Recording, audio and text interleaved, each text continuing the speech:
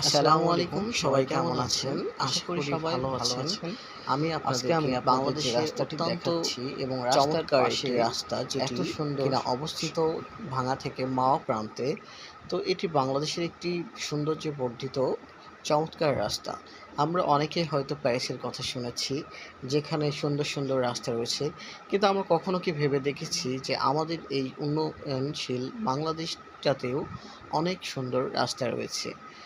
এটি খুব সহজেই আপনাদের চোখে পড়বে যখন ঢাকা থেকে আপনারা দক্ষিণবঙ্গের দিকে উদ্দেশ্য করে যাত্রা হবেন, তখন এই রাস্তাগুলো আপনার সামনে আসবে।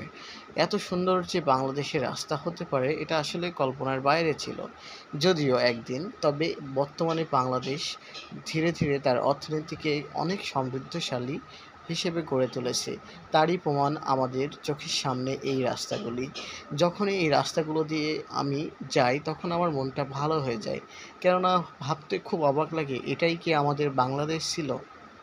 কিন্তু আশ্চর্যের বিষয় হলো, আজ এটি স্বপ্ন নয়, বাস্তবে পরিণত হয়েছে।